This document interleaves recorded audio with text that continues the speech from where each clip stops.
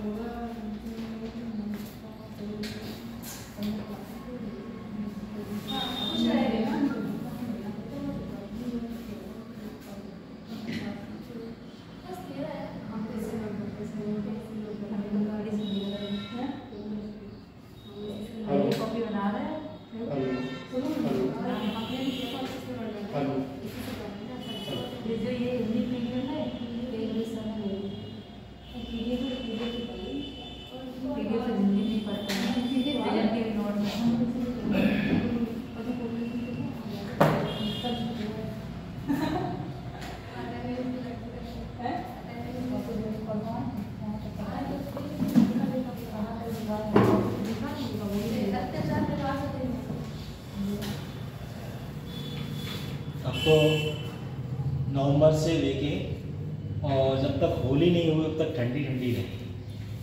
कपड़े ज़्यादा से ज़्यादा पहनने की कोशिश करें और शुरू ठंड और लास्ट ठंड ऐसी होती है लग गई तो फिर चिकित्सा अधिकारी के पास जाते हो।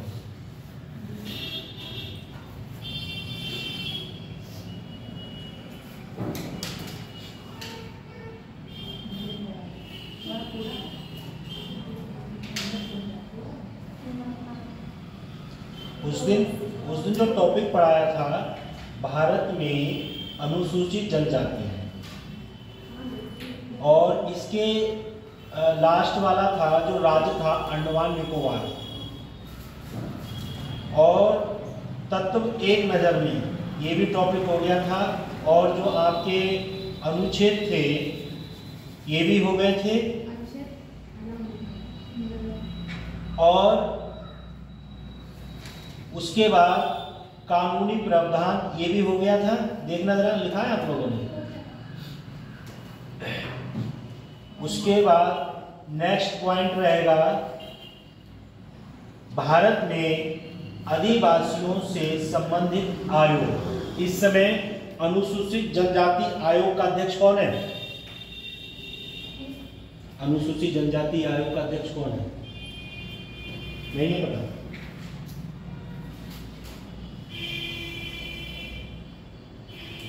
महिला आयोग का उत्तर प्रदेश का कौन है? केंद्र का स्मृति ईरानी।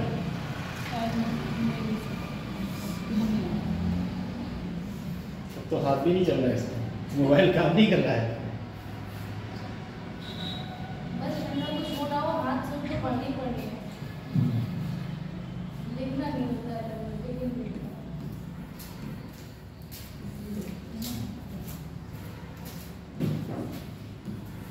भारत में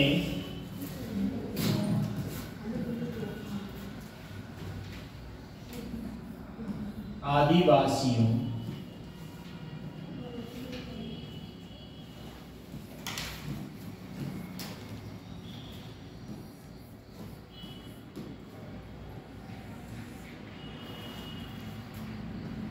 से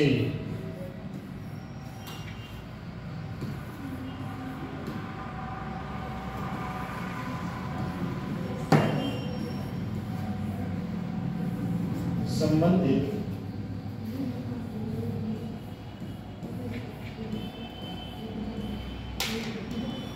आयोग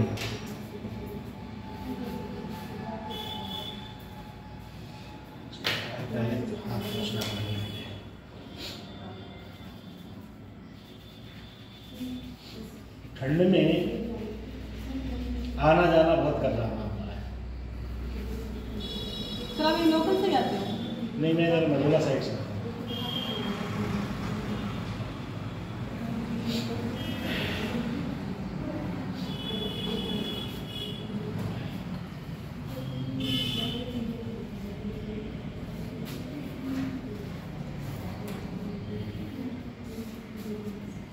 नंबर 1,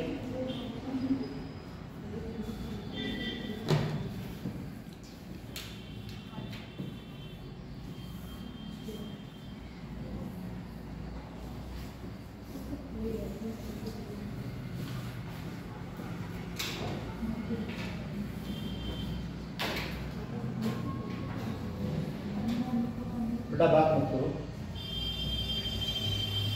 1960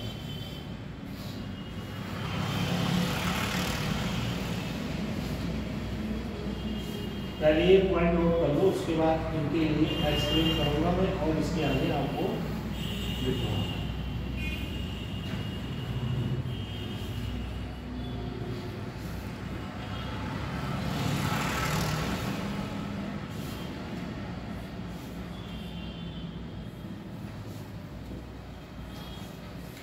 रेटिंग से आ रहा है, बहुत समय के बाद लिखने का नंबर आ रहा है,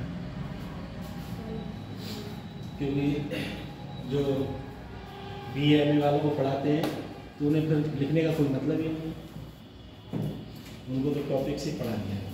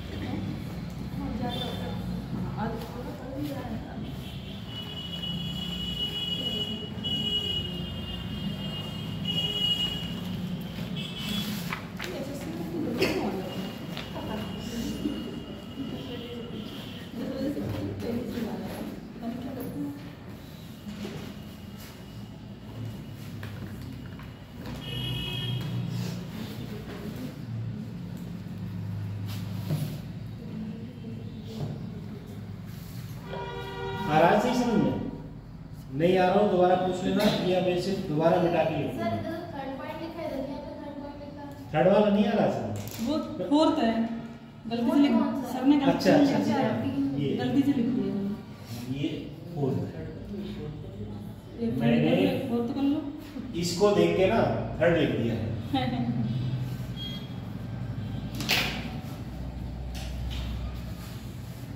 तो भाई ठंड का मामला कर रहा है।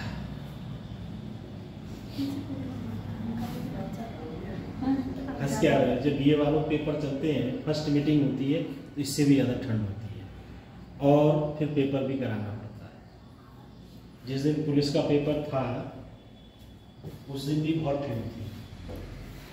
सर उस समय ठंड कहाँ थी? अभी जो हुआ है इस समय नहीं थी, पिछले बार में पिछली बार लीक हो गया। तुमने लीक किया था? दिया था किसी ने पेपर? नहीं दिया था। फर्स्ट वाला जो पेपर पहले पहला पेपर आया था फर्स्ट मीटिंग में, वो इजी था। उसके बाद सब पेपर जो बाद में थे वो ज़्यादा टफ था।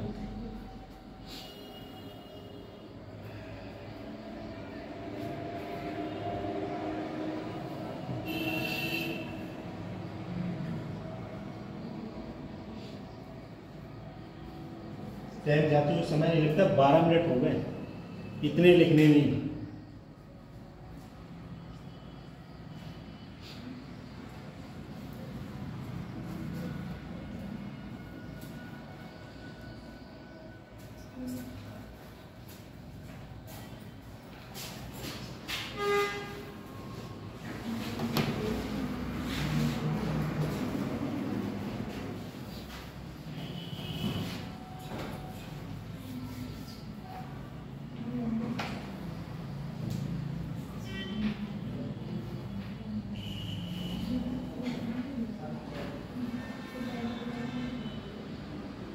ये समितियां हैं जो भारतीय जनजाति और आदिवासियों के संबंध में एक आयोग था।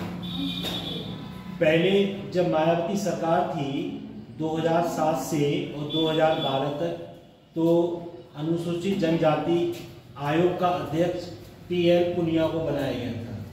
और इस समय अब से कुछ समय पहले 2014 से और 2019 तक PL पुनिया बाराबंकी से सांसद थे, क्योंकि पद उसी व्यक्ति को दिया जाता है, चाहे वो राज्यसभा सदस्य हो या लोकसभा सदस्य हो या विधान परिषद सदस्य हो या किसी अन्य पद पर व्यक्ति हो, उसके लिए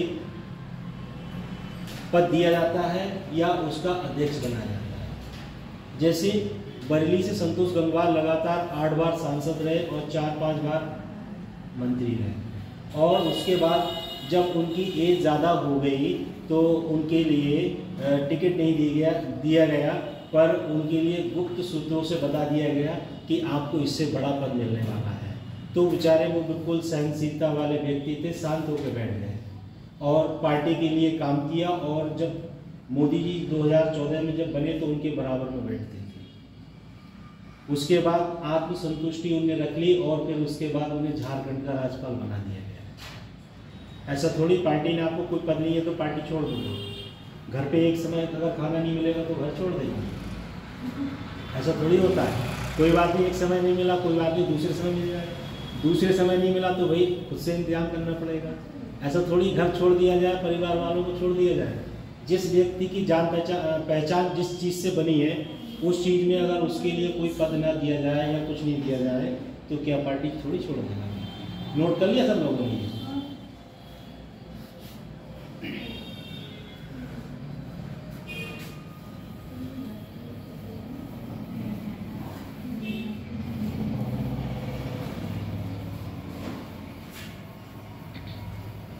प्रयागराज में अभी देखा था आप लोगों ने,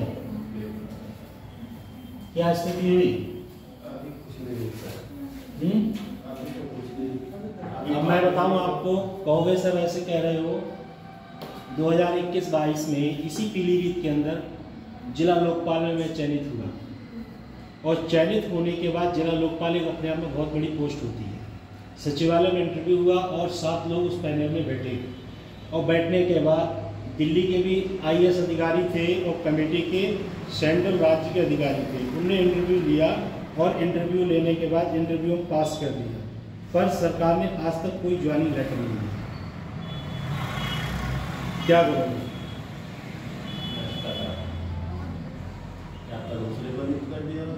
अब मंत्री के पास गए और बहुत प्रयास किया, क्योंकि 75 जिले हैं, 75 जिले में 46 जिलों के लोग चयनित हुए थे।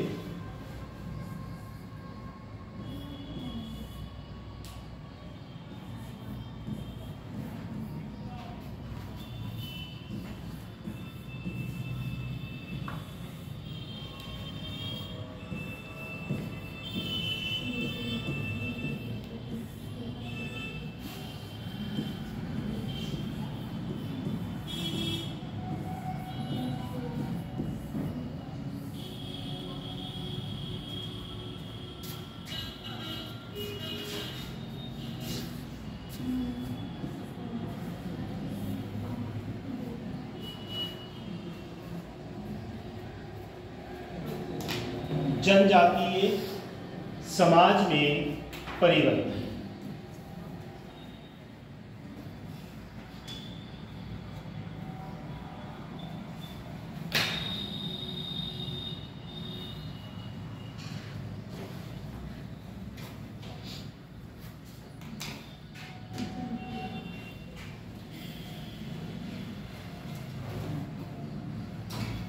जो इससे पॉइंट पहले लिखवाया था,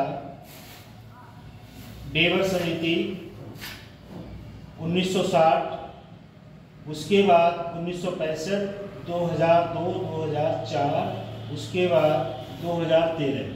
ये जो समितियां हैं, जैसे पिछड़ा वर्ग आयोग, इसके एक अध्यक्ष हैं, और अनुसूचित जनजाति आयोग, ऐसे ही उत्तर प्रदेश में अन्य राज्यों में जो आयोग हैं वो आयोग जो है अपना एक अध्यक्ष बनाते हैं, और अनुसूचित जनजातियों के लिए सुधारने के लिए और उनकी जो मेन भूमिका है, उनका जो गरीबी जीवन स्तर है उसे बढ़ाने के लिए सरकार आयोग बनाती है और विशिष्ट उनके लिए बजट देती है। आ रही बात समझ में?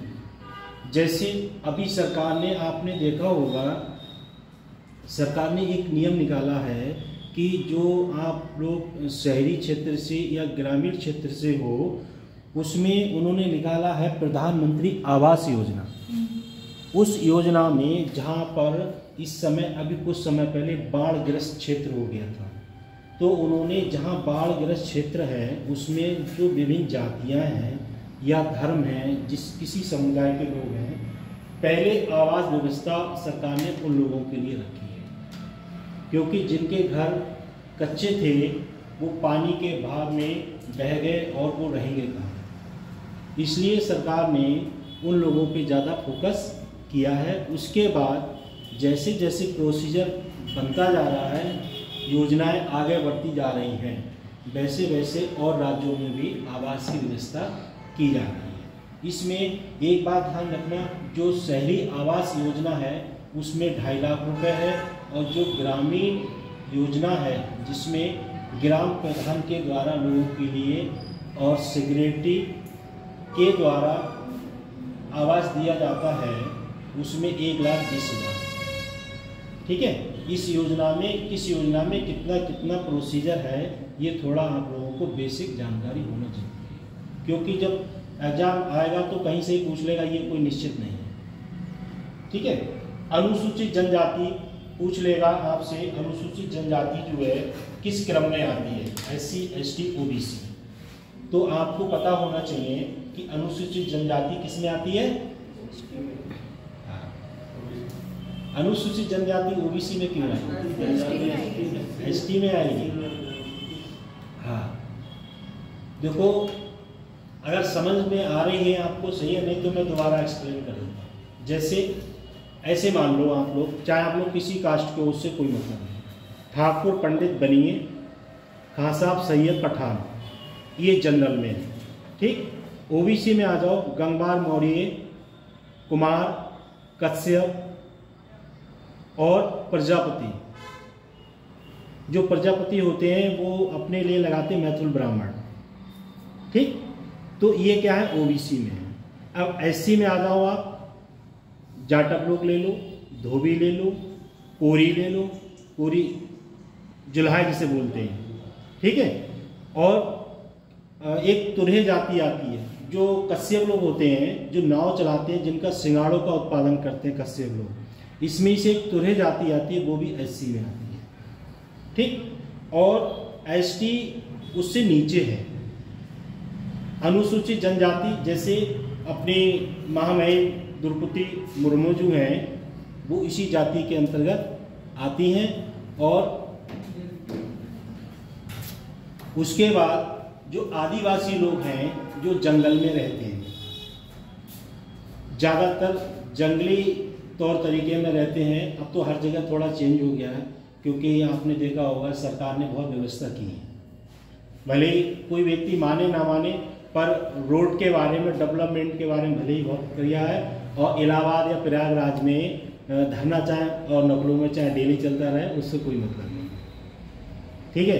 क्योंकि सरकार का एक लक्ष्य है कि अब आगे कहने के लिए कुछ बचा ही नहीं है, सब लोग समझदार हैं।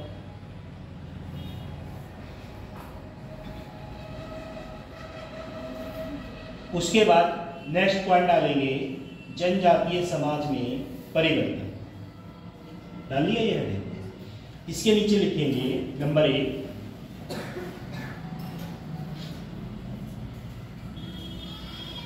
बाहर जाने को मजबूर।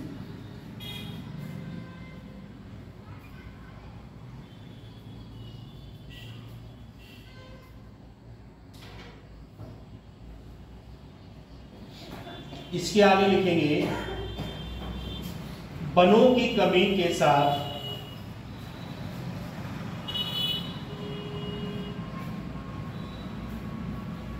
आदिवासियों को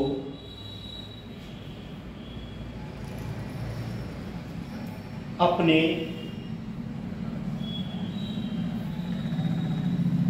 प्राकृतिक आवास से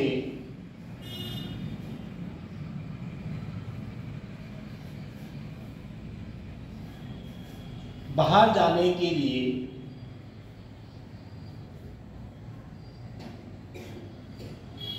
मजबूर होना।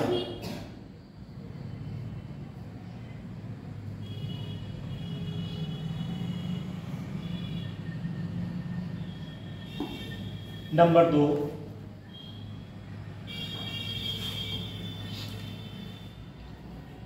अपनी आजीविका से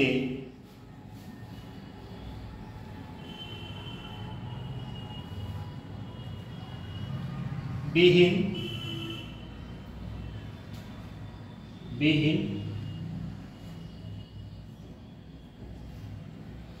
ये पॉइंट था। इसके आगे लिखेंगे आदिवासी लोगों को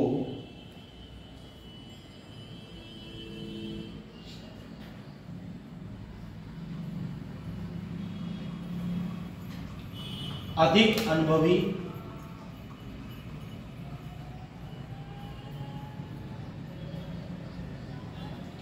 कृषकों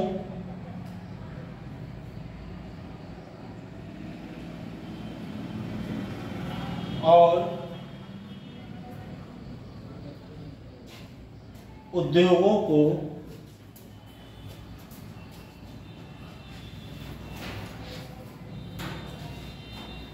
जमीन देने के लिए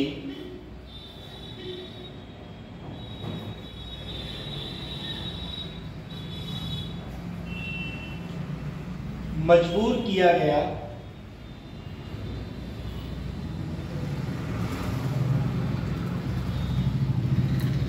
है।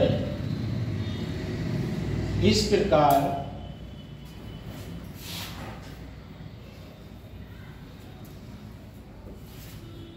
अपनी आजीविका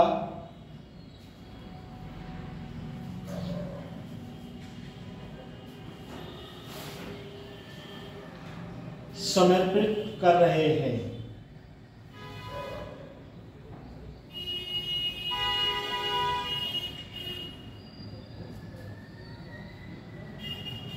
नंबर 3, औद्योगिकरण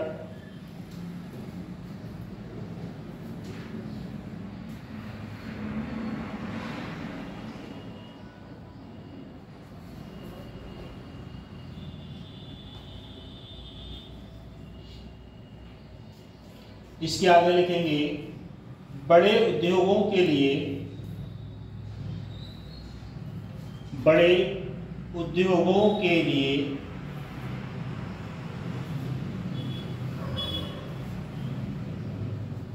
विस्थापित किया गया है।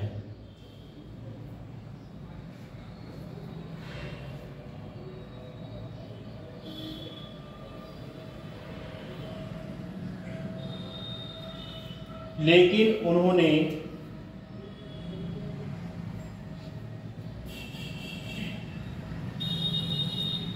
दिहाड़ी मजदूरों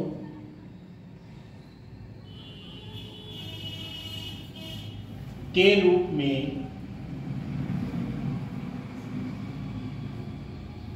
रोजगार भी दिया है। नहीं लिख पा रहे? कितना छूट गया आपका? बताओ, मैं बोल देता हूँ दोबारा।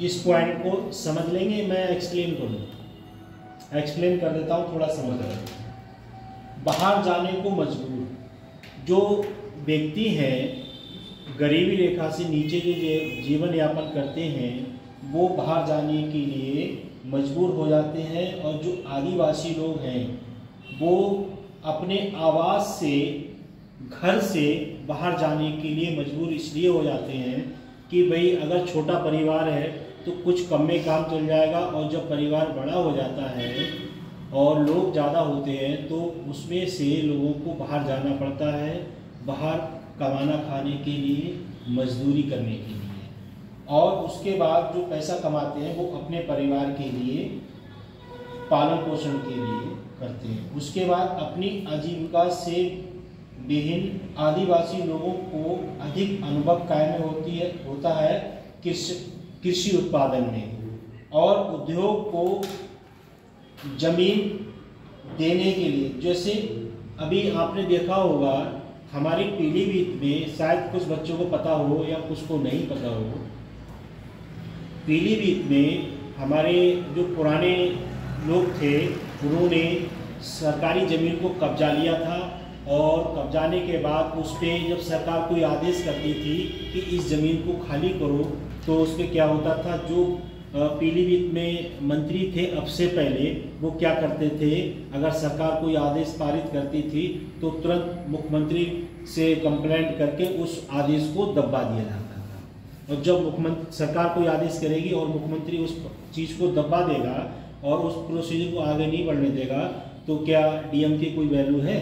कोई वैल्यू नहीं है, पर वो प्रोसीजर पेंडिंग में चला जाता था। और जब 2017 में जब सरकार परिवर्तन हुई, उसके बाद जो पीलीभीत के जनप्रतिनिधि हैं उन्होंने उस चीज़ को आगे बढ़ाया, और बढ़ाने के बाद हमारे पीलीभीत में एक बूढ़ा कैमूर जगह पड़ती है, आपने शायद सुना होगा, अमरिया साइड से भी है और मझोला साइड से भी ऐसे घूम के बूढ़ा कैमूर है, जिसपे पूर्व जो मंत्री रहे हैं उनका बहुत एक ज़्यादा दबाव था, वो जगह खाली नहीं हो रही थी। वो लगभग 200-250-300 बीघा ज़मीन थी लगभग, तो सरकार ने वो खाली करा के और वहाँ पर एक उद्योग लगाना चालू कर दिया है, और उसमें एक फैक्ट्री का उद्घाटन हुआ है। फैक्ट्री का जो उत्पादन करेगी वो प्रोडक्ट का नाम है खमीरा।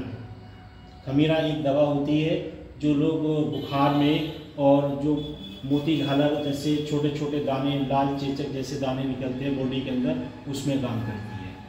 उस चीज़ के लिए वो सरकार ने वो फैक्ट्री लगाना चालू कर दी है, लगभग वो बन चुकी है, 1-2 साल में चालू भी हो जाएगी। अब उस फैक्ट्री के अंदर जो वर्कर काम कर रहे हैं वो क्या उस फैक्ट्री के अंदर परमानेंट नहीं हो सकते? क्यों नहीं हो सकते? वो मजदूर व्यक्ति हैं, उनके अंदर इतनी एजुकेशन नहीं है किसी भी सीएनसी मशीन के लिए या किसी इलेक्ट्रॉनिक मशीन को चलाने के लिए, उनकी एजुकेशन नहीं है जो उसमें काम करते करते परमानेंट हो जाए। उस कंपनी को चलाने के लिए बाहर से लोग बड़ी बड़ी डिग्रियां लेके आएंगे, बड़े बड़े अच्छे माइंडेड व्यक्ति होंगे, पढ़े लिखे होंगे, उस कंपनी को चलाएंगे।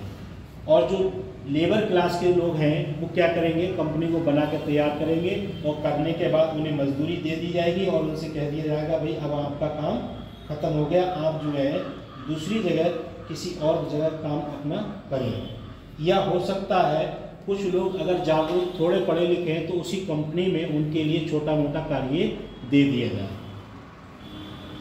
और उनकी जो आजीविका है, आप लोग शायद कोई नहीं गए होंगे, उस साइड में लोग कुछ झोपड़ी बना के भी रह रहे हैं, तो उन लोगों की जैसे किसी की ज़मीन भी अगर उसमें सम्मिलित है या कोई कारोबार उनका जोड़ दिया गया है उनसे, तो उनसे उन लोगों को कुछ ना कुछ प्रोसीजर दे दिया जाए। उसके बाद जो औद्योगिकरण है, जहाँ अनुसूचित जनजाति के लोग रहते हैं, जैसे आपने सुना होगा उत्तराखंड में एक जगह है रुद्रपुर। रुद्रपुर में अब से लगभग 2000 में जब उत्तराखंड अलग नहीं हुआ था, यूपी उत्तराखंड एक ही हुआ करता था, तो बस रुद्रपुर इतना बड़ा था, घर के जिन गौनिया चुंगी से और इधर को निकल जाओ माधव टांडा, केवल एक ही चौराहा था, इंदिरा चौक। उसके बाद रुद्रपुर में कोई ज़्यादा विशेष नहीं था। जैसी फैक्ट्री उत्तराखंड यूपी से अलग हुआ, और अलग होने के बाद वहाँ घोषणा कर दी, नारायण दत्त तिवारी जो मुख्यमंत्री थे उन्होंने घोषणा की कि भाई यूपी से उत्तराखंड अलग कर दिया जाए। जब अलग हो गया तो जो एक जगह ऐसी पड़ी थी जिसमें लोग बंगाली लोग रहते थे और जो छोटी उसके लोग रहते थे, उन लोगों को क्या करा सरकार ने उसी क्षेत्र में फैक्ट्री का डेवलपमेंट कर दिया कि सरकारी ज़मीन पे 10 साल के लिए टैक्स फ्री है और आपको ज़मीन दी जाती है, आप यहाँ पर उद्योग लगा सकते हैं और बिजली की व्यवस्था की गई। जब ये व्यवस्था सब हो गई फिर लोगों ने, जो भी उद्योगपति लोग थे, उन्होंने अपने अपने प्लांट वहाँ लगाए और लगाने के बाद फैक्ट्री इंडस्ट्री एरिया चालू हो गया और चालू होने के बाद जो वहाँ छोटे अनुसूचित जाति के, अनुसूचित जनजाति के, बंगाली लोग, सब लोग उसमें काम करते रहे और काम करने के बाद जो है वो क्षेत्र जो है डेवलप हो गया।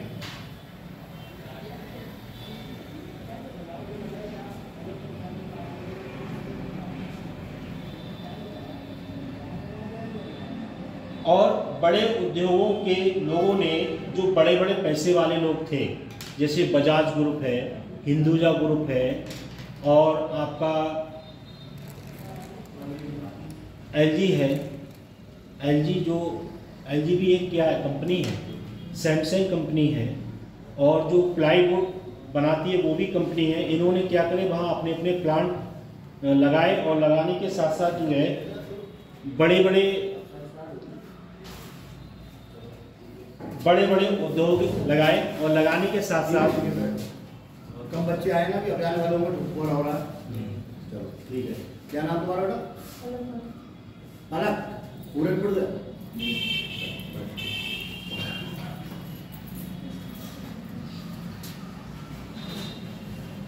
तो वहाँ बड़े बड़े उद्योग स्थापित किए गए और वहाँ पर जो लोग थे उनके लिए कार्य करने के लिए अवसर मिला और मिलने के बाद जो है उनसे उनके लिए रोजगार दिया गया। जैसे अगर व्यक्ति पढ़ लिख के अगर उसके लिए कोई नौकरी नहीं मिलती है तो वो आखिर में कुछ ना कुछ तो कार्य करेगा। ऐसा नहीं है कि 1000 व्यक्ति पढ़ रहे हैं और हज़ारों को अगर जॉब मिल जाए, ऐसा भी नहीं है।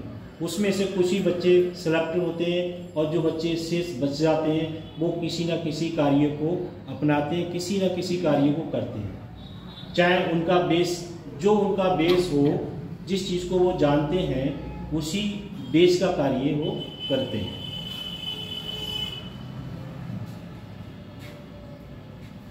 उसके बाद नेक्स्ट पॉइंट है बाजार उत्पादन।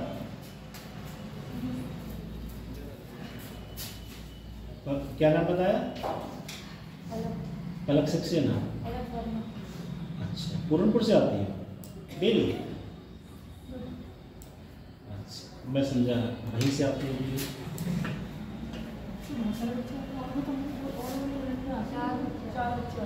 ट्रेन से आती है डेली? तो ट्रेन से फायदा हो गया, ट्रेन चालू हो गई तब से। वैसे कैसे आती थी? सवारी से? बाजार उत्पादन, इसके आगे लिखेंगे बाजार अर्थव्यवस्था ने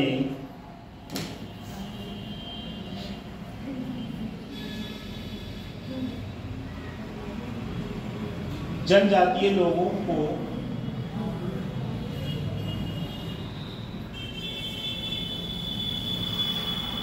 अपनी जरूरतों के बजाय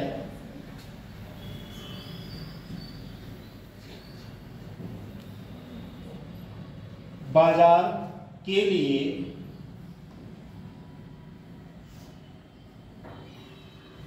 उत्पादन करने के लिए प्रेरित किया।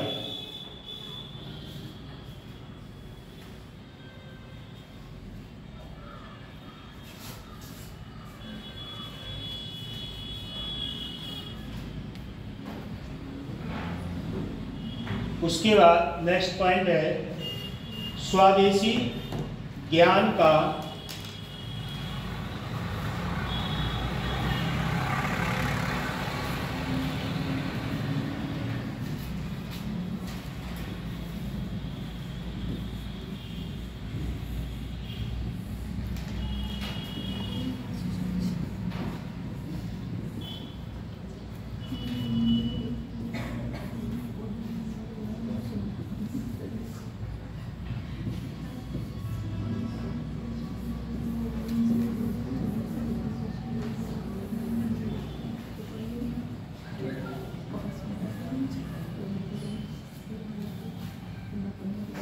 स्वदेशी ज्ञान का व्यवसायीकरण, इसके आगे लिखेंगे आदिवासी स्वदेशी ज्ञान का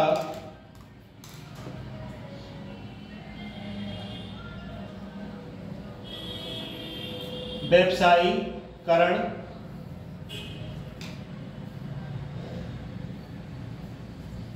उनके आर्थिक विकास का मार्ग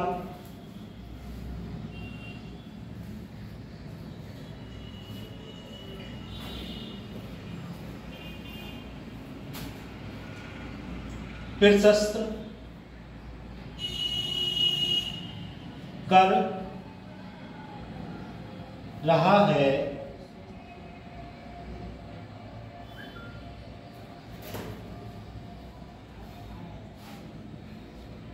मसलन मसलन मसलन डैश, ये खतरनाक नाम आ गया। सर ये हेडिंग है क्या? नहीं, इसी स्वदेशी ज्ञान, इसके ही आगे लिखेंगे। एक पॉइंट आ गया है कोविड-19।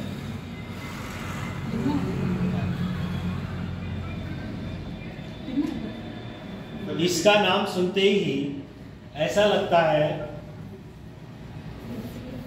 आप लोग तो शायद कोविड में निकले, बाहर नहीं निकले, निकले थे। और कोविड की स्थिति को देखते हुए ऐसा लगता था जैसे, वो देखा है आपने,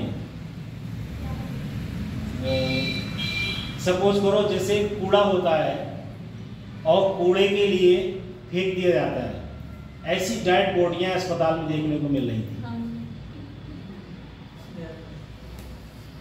और कोई किसी को हाथ नहीं लगा रहा था। उस समय पता लग रहा था,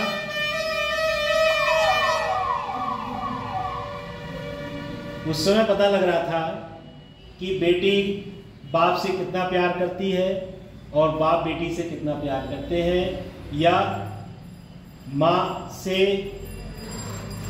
लड़की कितना प्यार करती है या लड़के से बाप कितना प्यार करता है। क्योंकि जब कोविड आया तो एक वायरस जो था, उस वायरस से सब लोगों को ऐसा डर लग गया था कि कहीं हमें ना हो जाए। और ऐसा वायरस था कि अगर सांस लेने में नेक सी भी दिक्कत आ गई तो व्यक्ति सोच रहा था कोविड हो गया। और कोविड ने मेरे ऊपर 3 बार अटैक करा, और 3 बार अटैक करने के बाद उसने पूरी अपनी ताकत लगा ली कि तुम बच नहीं पाओगे। मगर मैं भी कोविड के फार्मूले पे पड़ा हुआ था। सुबह ही उठ के 1 गिलास गर्म पानी नमक में डाल के पीता था, और बीपी जब बढ़ जाता था उसके बाद जो है फ्रेश होने के बाद लगभग 1.5 से 2 घंटे एक्सरसाइज करता था। और जो लंग्स हैं इनके लिए लगभग आधे पौन घंटे इतनी तेज मात्रा में ऑक्सीजन देता था कि जैसे कोई व्यक्ति रनिंग कर रहा है। क्योंकि पता थी डॉक्टर को फोन करोगे, डिस्ट्रिक्ट में जाओगे तो इधर से जाओगे सही और उधर से पन्नी में पैक होके आ जाओगे। उस समय नेतागिरी सोच सिफारिश कुछ नहीं चल रहा था। अगर आपका रिलेशन वाला भी डॉक्टर है तो वो हाथ नहीं लगा रहा था। लगा रहा था? नहीं लगा रहा था।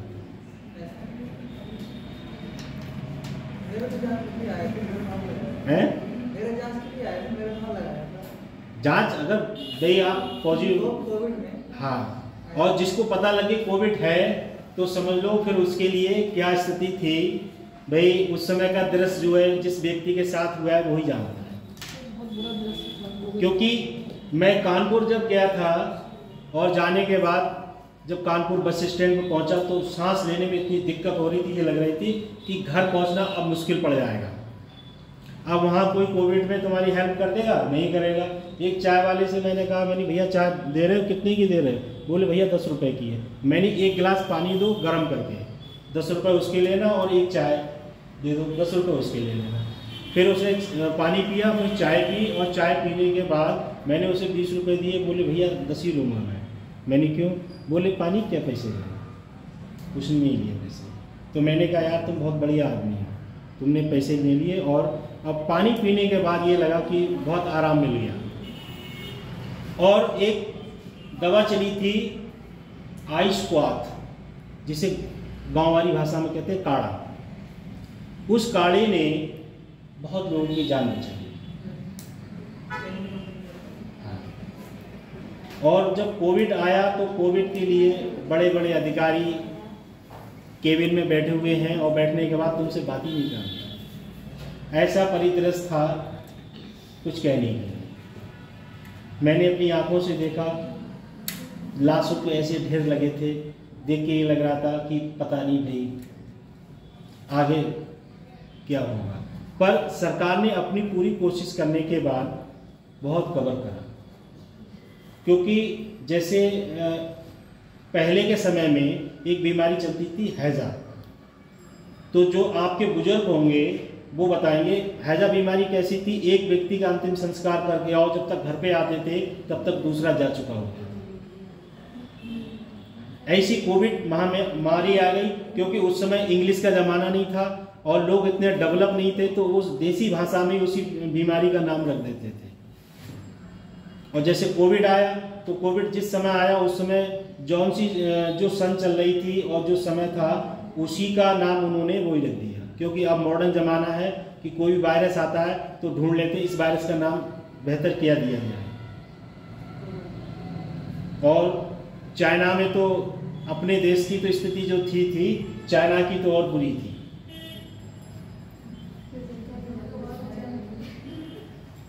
और जिन लोगों को कोविड हुआ होगा, एक अपने उत्तर प्रदेश के विधायक जी थे, उन्होंने डॉक्टर से कह दिया मैं जब सही होगा फिर तुमसे पूछूंगा।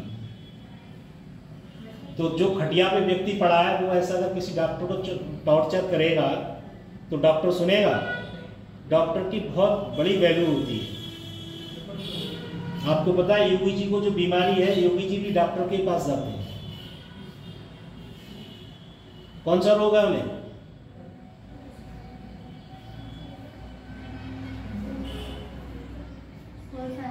मधुमेह।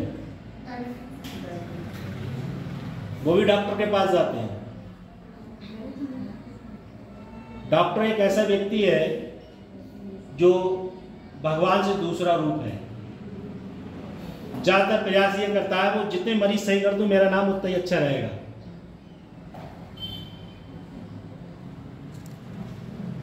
अब इसके बाद कोविड-19 के दौरान गिलो, बेटा बात मत करो।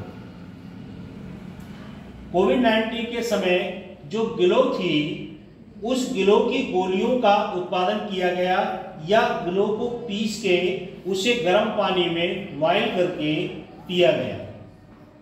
और जिस व्यक्ति ने इस फार्मूले को अपना लिया था वो व्यक्ति जो है कोविड से लड़ चुका था, और कोविड उसकी बॉडी पे अटैक नहीं कर पाया। और करा भी था तो वो अगर व्यक्ति जानता है उसके बारे में तो अपने आप को बचा ले गया, और जो नहीं बचा पाया वो चला गया। जैसे अभी जो ग्राम प्रधानी के चुनाव हुए थे तो उसमें मेरे साथ 2 लोगों की ड्यूटी लगी थी। एक सफाई कर्मचारी था और एक व्यक्ति और था। जब पेटियां जमा करके आया तो वो ऐसे कर रहा था, तो मैंने कहा इससे दूर रहने में फायदा है। और हम लोग जब पेटियां जमा करके जब निकले, थोड़ी देर बाद पता लगी कि वो पंडाल से बाहर गया और वो कर्मचारी खत्म हो गया। क्योंकि ऐसी स्थिति में चुनाव नहीं कराना चाहिए। पर जहां राजनीतिक परिदृश्य आता है तो वहां अपना पराया व्यक्ति सब भूल जाता है। एक राजनीतिक परिदृश्य ऐसा है, जैसे आपने लोगों ने 9, 10, 11 में रजिया सुल्तान की कहानी पढ़ी होगी, मुगल साम्राज्य पढ़ा होगा। तो उसमें रजिया सुल्तान के बारे में पढ़ा होगा कि उनके भाइयों ने ही राजपाट के लिए अपनी बहन का हत्या कर दी। और राजनीतिक तंत्र ऐसा होता है, उसमें कोई किसी को नहीं बख्शता है। तो ऐसे प्रोसीजर को अपनाया गया और उसमें जो है कोविड ने पूरे देश को एकदम किस स्थिति पहुंचा दिया?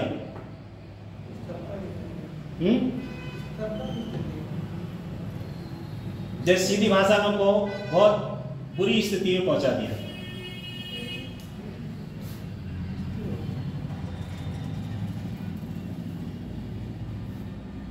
इसमें जो कोविड आया था, इसमें सबसे ज़्यादा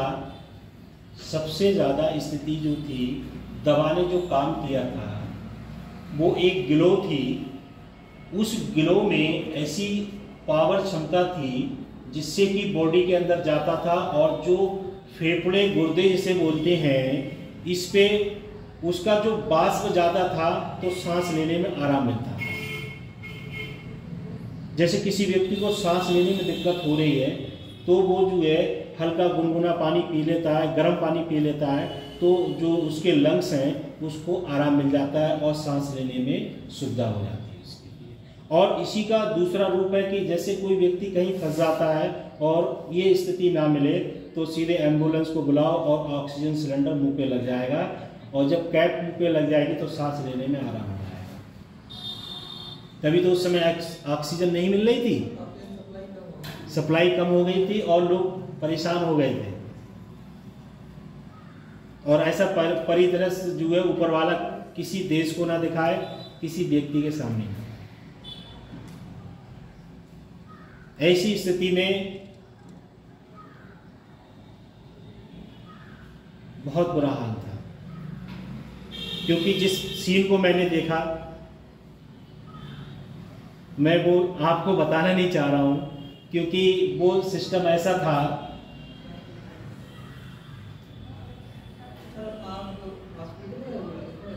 मैं 2018 से और 2021 तक कोविड के समय डिस्ट्रिक्ट हॉस्पिटल में एज ए फिजियोथेरापिस्ट डॉक्टर की पोस्ट पे था।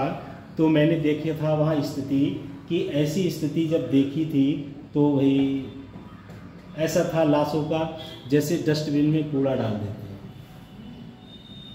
ऐसी स्थिति थी।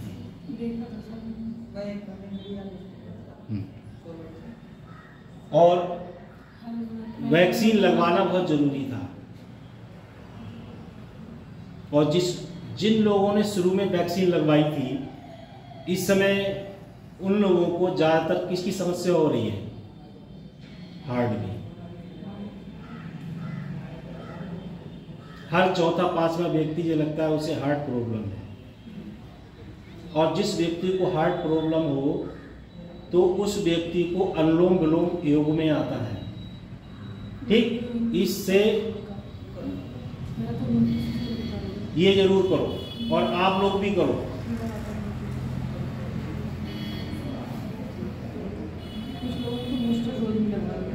और कुछ लोगों ने थर्ड बूस्टर डोज लगवाई थी सर।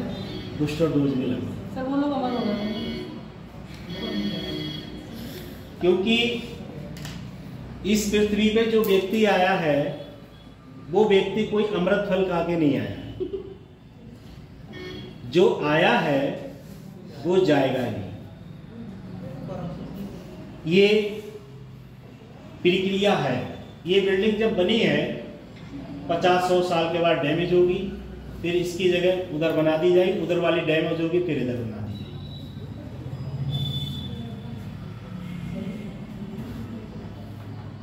कोविड वाला आ गया समझ में। और ये भी ध्यान रखना, सबसे पहले कोविड अपने देश में कब लगा, ये भी ध्यान रखना। पहले एक बेटा देखो, इधर देखो, बात मत करो। कोविड वाला अभी तक किसी एग्जाम में ज्यादातर क्वेश्चन नहीं आया, ठीक है। 1-2 क्वेश्चन आए हैं, पर ये भी होना चाहिए आपको पता कि कोविड सबसे पहले किस दिन लगा, क्या डेट थी, किस सन में लगा, ठीक है। और सबसे पहले जो वैक्सीन थी वो कौन सी, कोविड के बारे में आप लोग पढ़ लेना, ठीक है, क्योंकि जब कोई परिदृश्य होता है तुरंत उसका एकदम क्वेश्चन नहीं आता है, कुछ समय के बाद आता है। उसके बाद नेक्स्ट पॉइंट डालो, जाति प्रथा।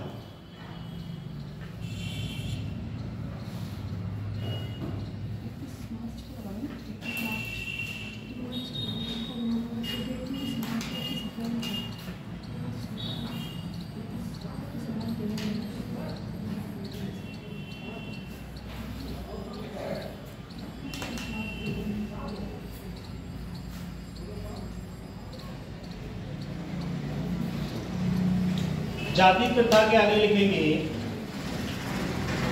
जाति एक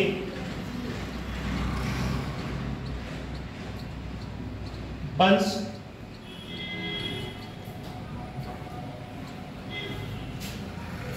के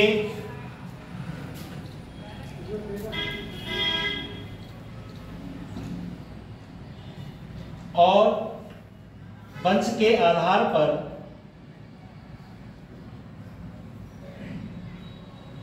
और इसके अंदर ब्रैकेट में लिख लो, जो मनुष्य या जो व्यक्ति जिस जाति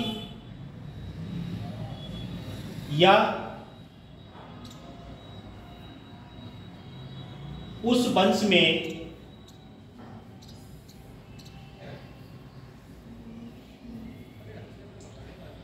जन्म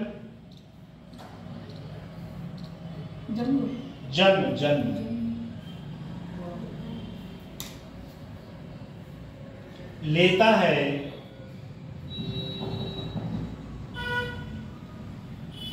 वह उसी का कहलाता है।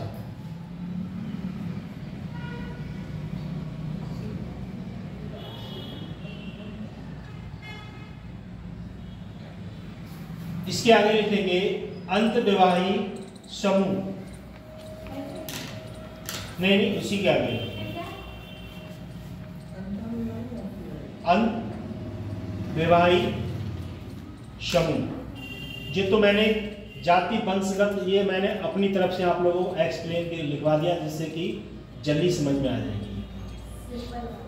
हाँ।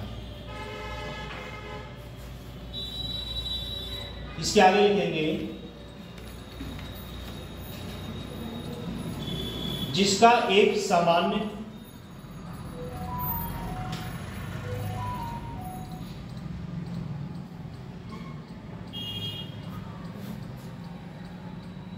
नाम, व्यवसाय, संस्कृति, गतिशीलता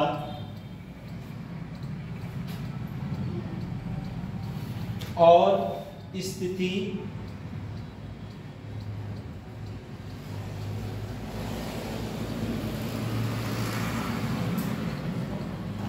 गतिशीलता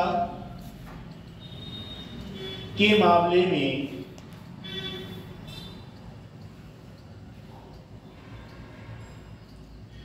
अपेक्षाकृत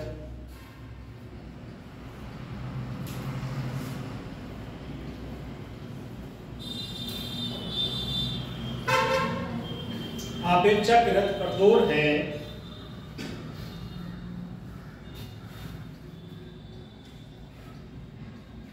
स्थिति की विशेषता और एक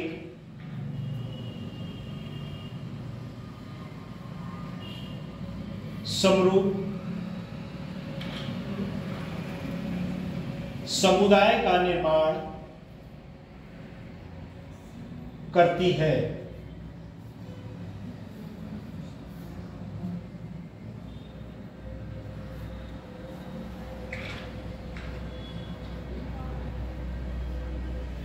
इस पॉइंट को पढ़ने के बाद कुछ समझ में आया आप लोगों को? नहीं आया? देखो इस पॉइंट को मैं एक्सप्लेन कर रहा हूं, बिल्कुल ध्यान से समझना।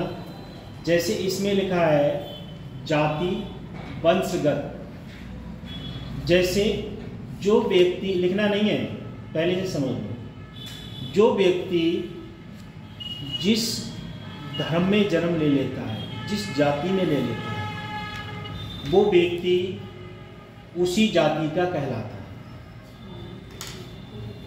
और उसके साथ साथ जो जातियां हैं उनका जो काम है, चाहे भले ही अब ट्रेंड चेंज हो गया है, जैसे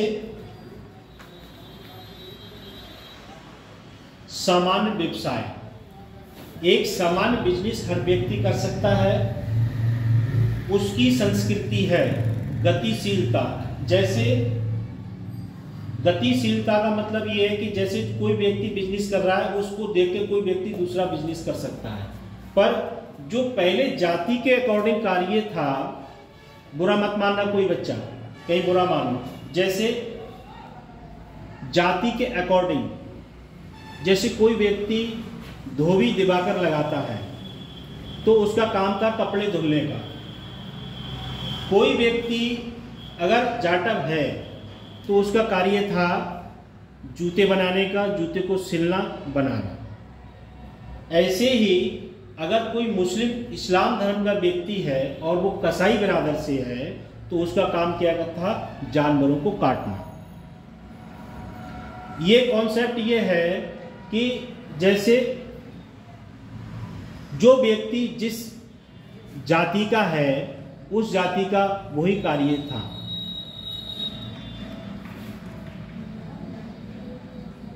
अब उसके बाद जो मामले थे वो कठोर थे, विशेषता थी और समुदाय का निर्माण करती थी। जिस समुदाय में जो व्यक्ति उत्पन्न हुआ है, जिसने जन्म लिया है, और जो एजुकेशन का सिस्टम है ये सन 2000 के बाद थोड़ी स्पीड में आ गया।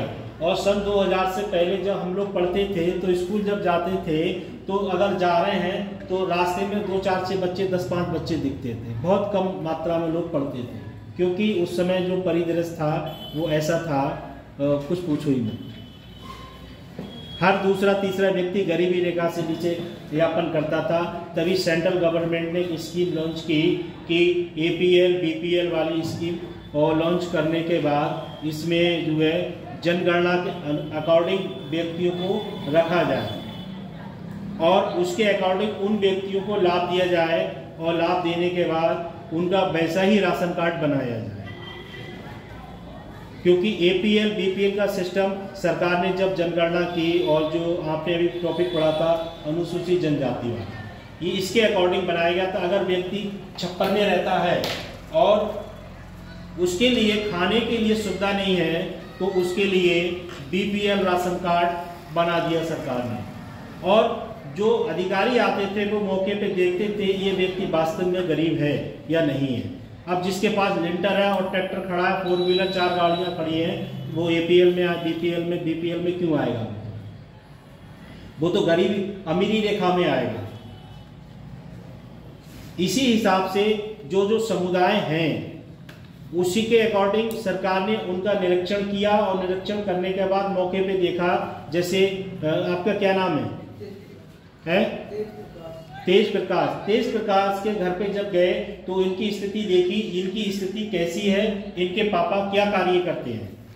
तो इनके घर पे जब गए तो इनकी स्थिति जो थी वो दयनीय थी और दयनीय के बाद इनका जो है BPL में नाम सेलेक्ट कर दिया और सेलेक्ट करने के बाद इनके लिए गरीबी रेखा से जो भी सुविधाएं हैं वो मिलना चालू हो गई।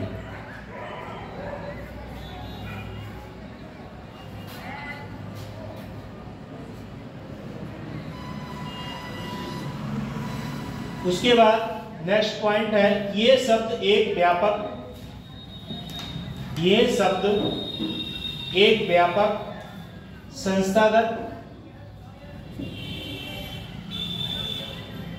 व्यवस्था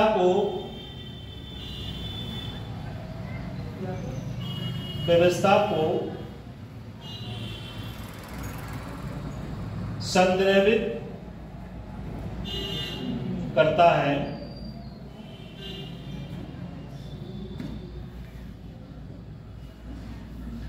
जिसे भारतीय भाषाओं में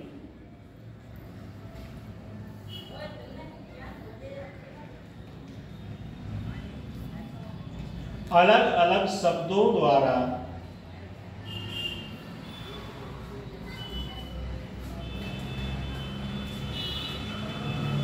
संदर्भित किया जाता है।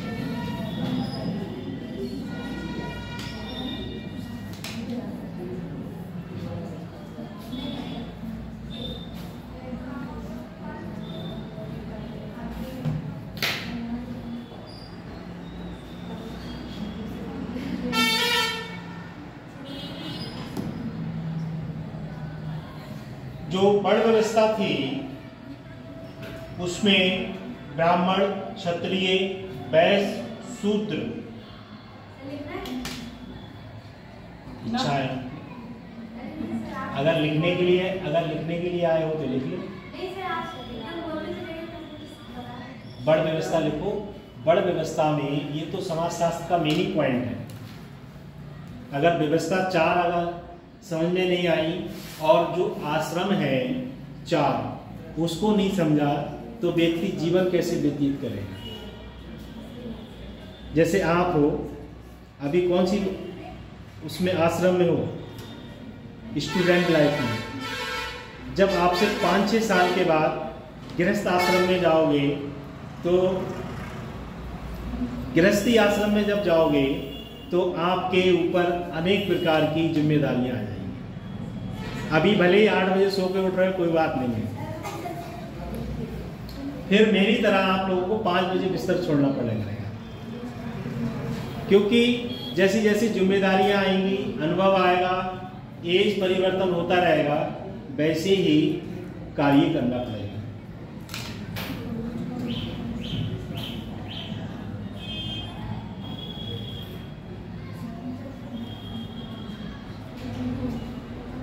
वर्ण व्यवस्था में ये नोट कर लिया।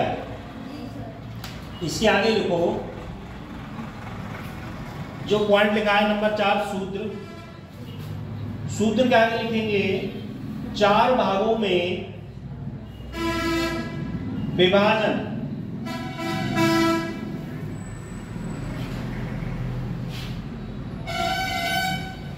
जब जाति,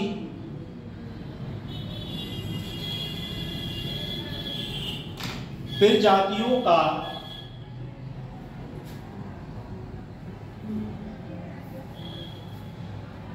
जिक्र करने वाले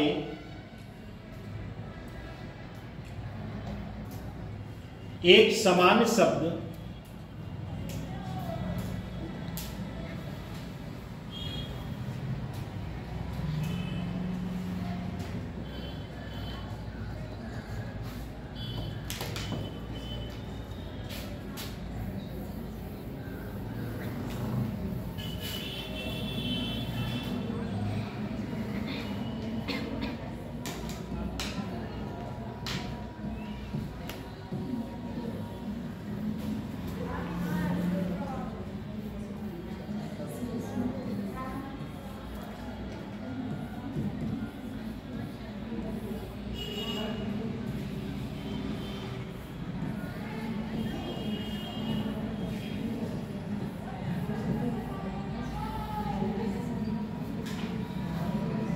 इतिहास हिस्ट्री तो सबने पढ़ी होगी, पढ़ी है?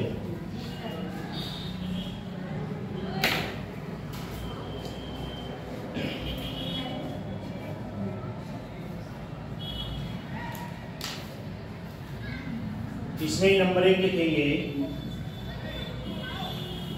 प्राचीन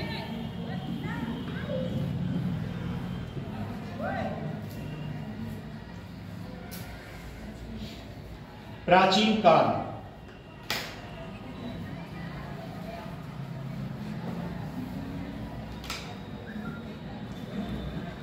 इसके आगे लिखेंगे, बेटा क्या नाम है आप लोगों का? हाँ, खड़ी हो। High school inter UP board से या सीबीएसई बोर्ड से? यूपी बोर्ड से। तो जब टीचर क्लास में पढ़ाते हुए तो आप ऐसी बोलते हैं?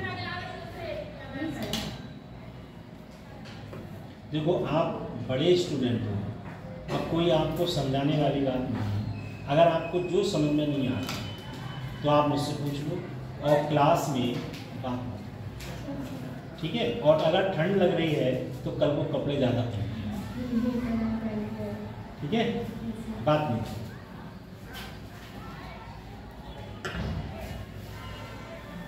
इसके आगे लिखेंगे जाति व्यवस्था।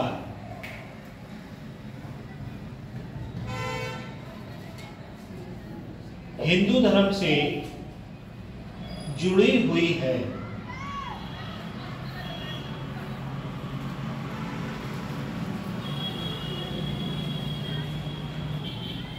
ऋग्वेद के अनुसार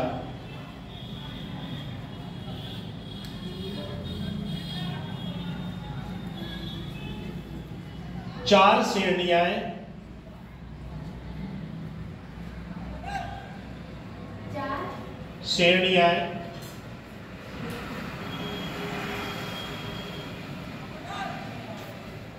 थी जिन्हें वर्ण कहा जाता है।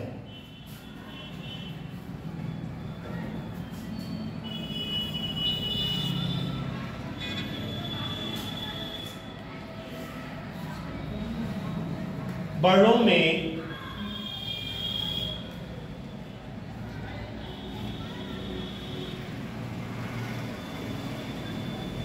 नंबर 1 ब्राह्मण,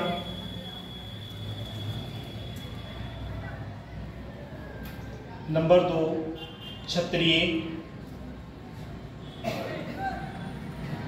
नंबर 3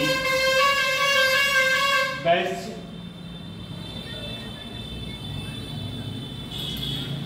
और नंबर 4 शूद्र।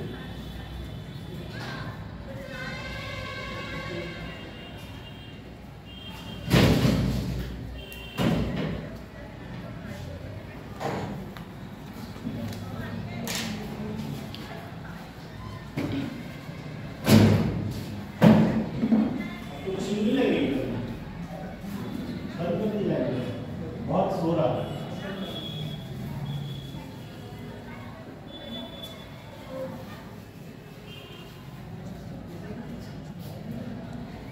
लिख लिया?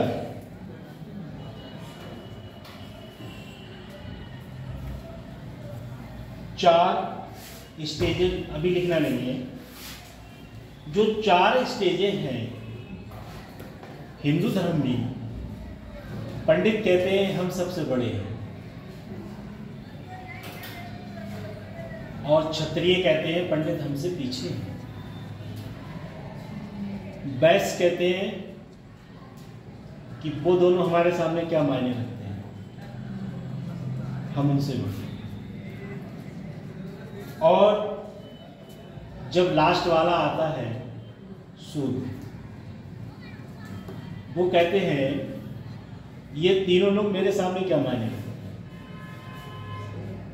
क्योंकि जैसा जैसा धर्म है और वैसे वैसे ही उसके अंतर्गत लोग हैं। तो आज क्या ब्राह्मण, क्षत्रिय, वैश्य, शूद्र जो है, क्या किसी के माथे में लिखा है कि ये व्यक्ति पंडित है, ठाकुर है या ऐसी का है? पर पहले की जो प्रथा थी, प्राचीन काल में जो शिक्षा का सिस्टम था वो किनके लिए था? ब्राह्मणों के लिए। और अगर कोई ब्राह्मण हो तो बुरा मत मानना। हाँ, क्योंकि हमने भी वैदिक प्राचीन एजुकेशन पढ़ी है, जिसमें वो व्यवस्था थी कि एक व्यक्ति एक पेड़ के नीचे चबूतरे पे बैठ जाता था और पूछ लेता था, तुम बिरादर के कौन हो? उन्हीं के पंडित हो, तो तुम्हें शिक्षा मिलेगी। तुम कौन हो? बोले हम साहब जाटा हैं। बोले दूर रहो, तुम छू जाओगे, और सब लोगों को छू लोगे तो सबको क्या कर दोगे? नापाक कर दोगे। इसलिए तुम्हारे लिए एजुकेशन लर्न करने का कोई ऑप्शन नहीं है। तो ऐसा भी सिस्टम था हमारे देश में, और उस सिस्टम से जो है व्यवस्था काफ़ी दयनीय थी। और आपने देखा होगा कि आज भी वो कुछ प्रोसीजर ऐसा चल रहा है, अगर जब मेरिट लिस्ट बनेगी और उसमें अगर आप टॉप पे हो, तो अगर सेलेक्ट लिस्ट में नाम है तो हो सकता है इंटरव्यू में आपको गिरा दिया जाए। क्योंकि जब मैंने 2021 में 22 में सचिवालय में इंटरव्यू दिया था, तो उसने सबसे पहले पूछा था आपका नाम क्या है और आप किस कास्ट से बिलोंग करते हो। तो अगर आप किसी भी कास्ट के हो उससे मतलब नहीं है, पर जो व्यक्ति पूछ रहा है उसे तो आपको जवाब देना है। और इसी वजह से कास्ट सर्टिफिकेट लगाया जाए। आप भले ही वहाँ झूठ बोलो, जो इंटरव्यू पैनल होगा उसमें उसके पास, पैनल के पास आपकी पूरी डिटेल होगी, और उस डिटेल में आप कुछ भी नहीं छुपा सकते। जैसे ऑनलाइन फॉर्म करते हैं तो उसमें सब डिटेल फिल करते हैं, तो उसमें आप कुछ नहीं छुपा। तो उसने सीधे ही पूछा कि आप जो हैं किस कास्ट के? तो भाई जिस कास्ट के हो वो आपको बताना पड़ेगी। ऐसा नहीं है कि आपकी कास्ट ज़्यादा हाई लेवल की दूसरे की लो है तो क्या बताओगे? नहीं, बताना भी पड़ेगा। और उसमें कोई विचार ऐसा नहीं करना है जो आप ना बताना पड़ेगा। ये 4 जो थी वर्ण व्यवस्था। उसके बाद इसके आगे नेक्स्ट पॉइंट है, उत्तर वैदिक काल में ही जाति एक ऐसी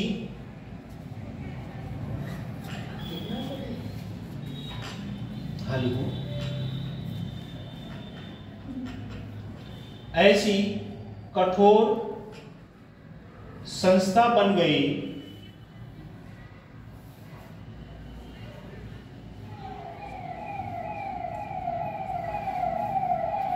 जिसके बारे में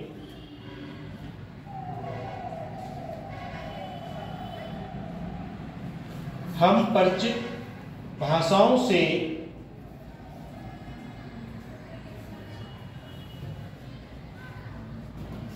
जानते हैं।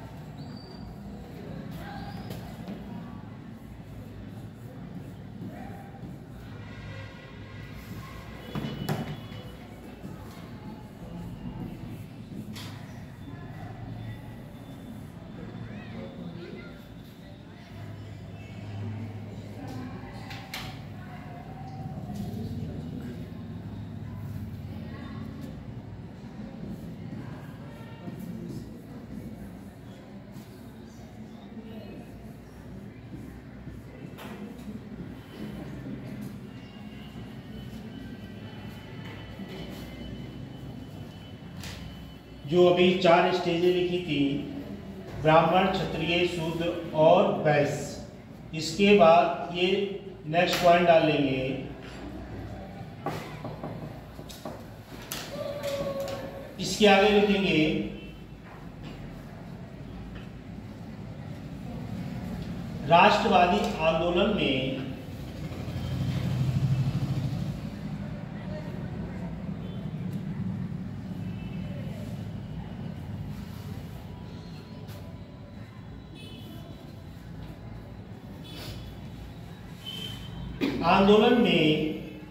प्रमुख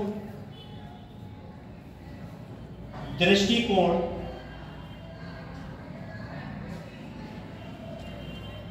जाति को एक सामाजिक बुराई के रूप में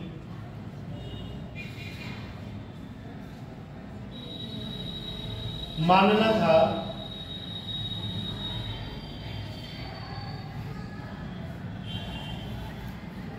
लेकिन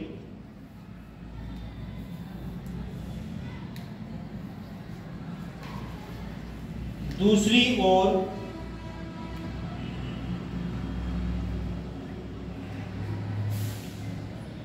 महात्मा गांधी जैसे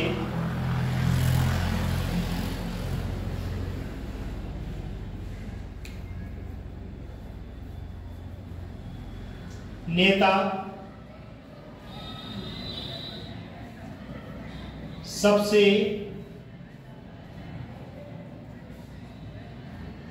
निचली जाति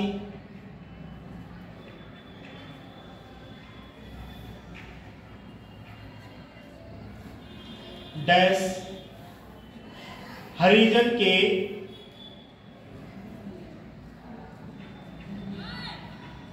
उत्थान के लिए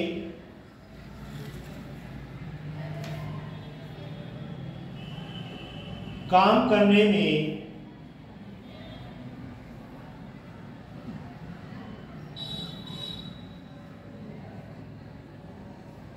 सक्षम थे।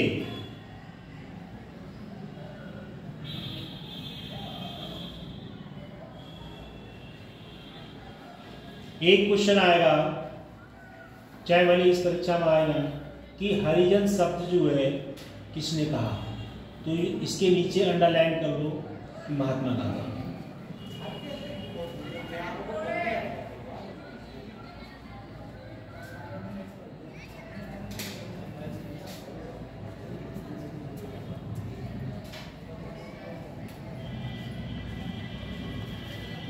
उसके बाद नेक्स्ट पॉइंट, स्वतंत्रता के बाद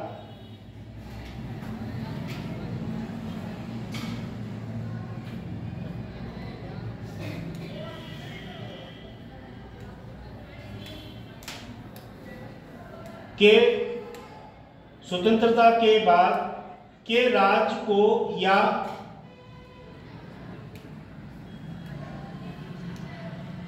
अंत विरोधी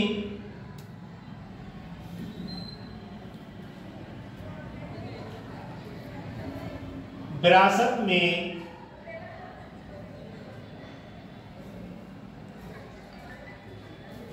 मिले और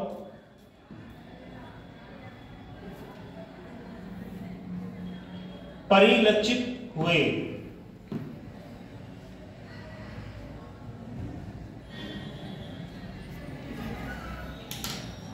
जबकि परिलक्षित हुए जबकि राज्य जाति के उन्मूलन के लिए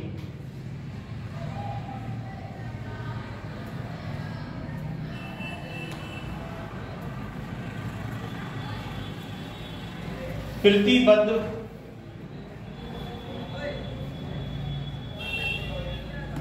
था।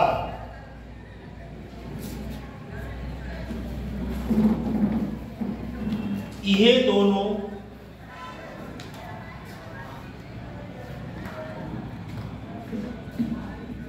आमूल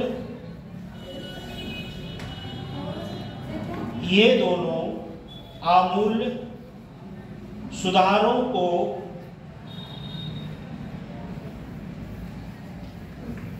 आगे बढ़ाने में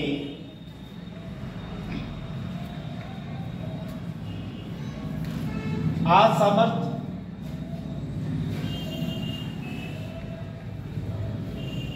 था जो जाति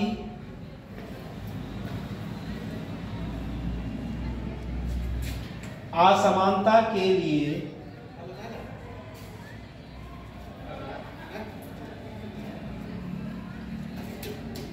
आर्थिक सुधार को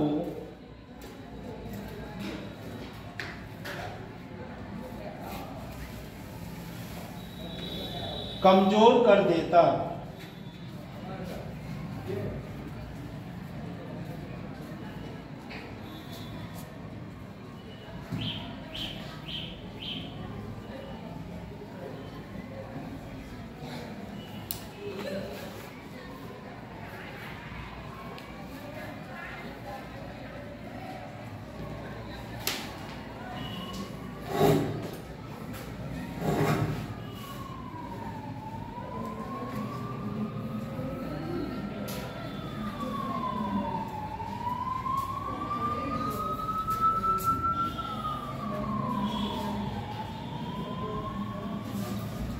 इसको लिख दो, उत्तर उपनिवेशिक काल। Next point,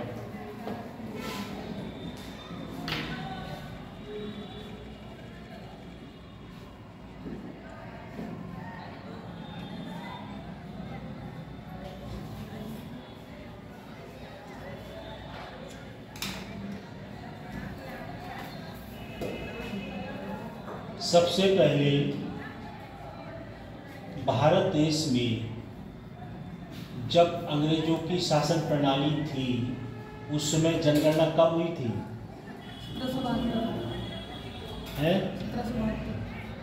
1772। और अंग्रेज जो शासक था वो किसके शासन में हुई थी? ये भी लॉर्ड, ये भी पता होना चाहिए। उसमें इतने अंग्रेजी शासक दे देगा तो 4-5 नाम दे देगा और वहां कंफ्यूज कर देगा। लॉर्ड मैकाले दे देगा, लॉर्ड रिपेन दे देगा, और जिसने ट्रेन चलाई थी कौन था? डलहौजी, उसका भी नाम दे देगा, और सने भी दे देगा, और फिर वहां जाकर कंफ्यूज कर देगा। और कंफ्यूज जब हो जाओ तो फिर मुझे लगता है अब तुक्का ही लगाओ। इसलिए क्लियर पता होना चाहिए। इसके आगे लिखेंगे 1901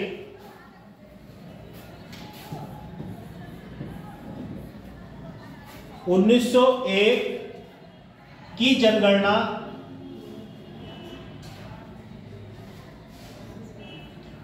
जिसने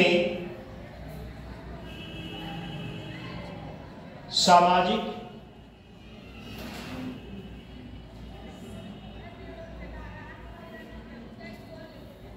पदाक्रम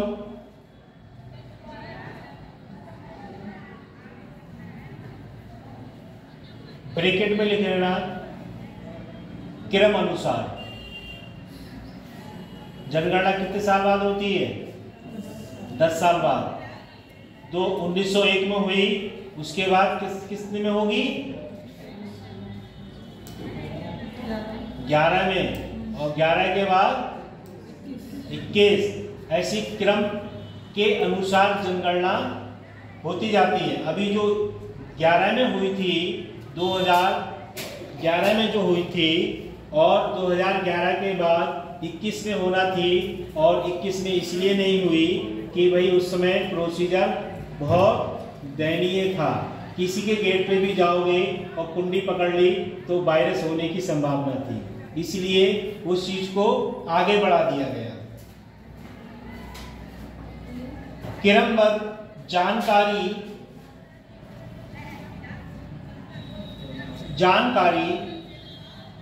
एकत्र करने की मांग और भू राजस्व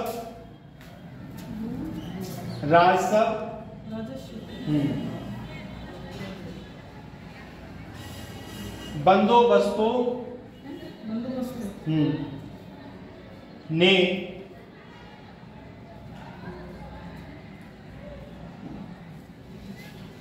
उच्च वर्ग के जाति आधारित अधिकारों को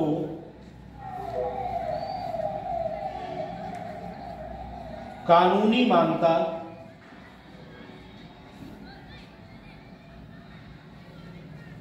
प्रदान की, जो आधुनिक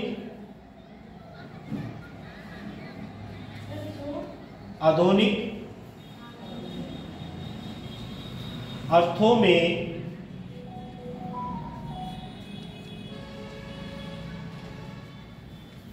भूस्वामी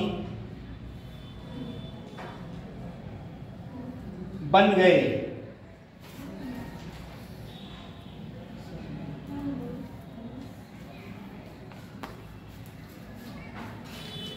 और नेक्स्ट पॉइंट, भारत सरकार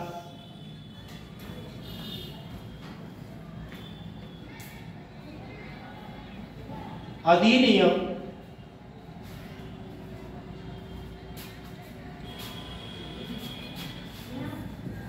भारत सरकार अधिनियम 1935 ने राज्य द्वारा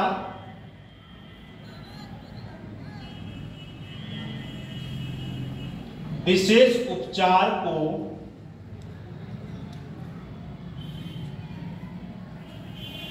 चिन्हित करके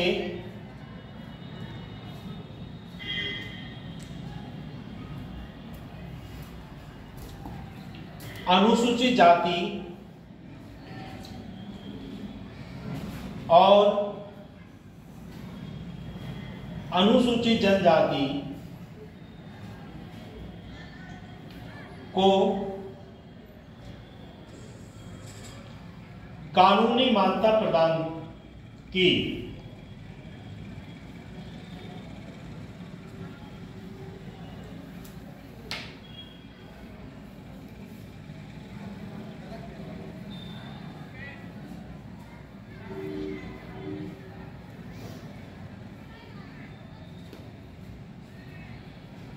लिख लिया।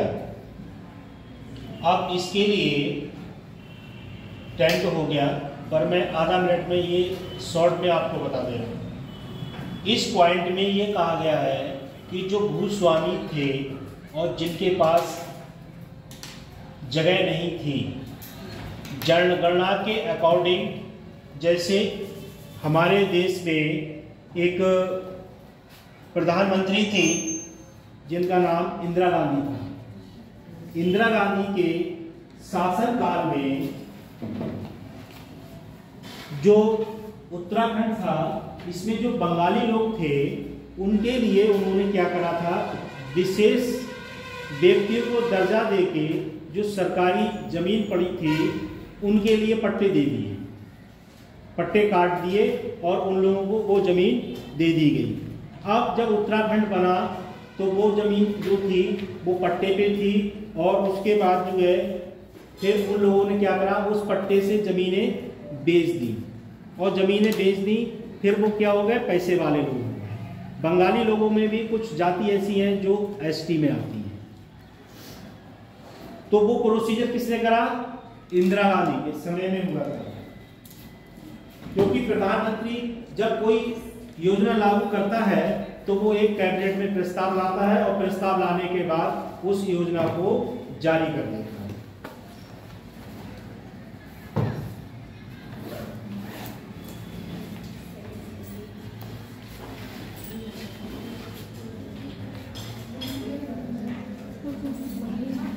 इसे बंद करो।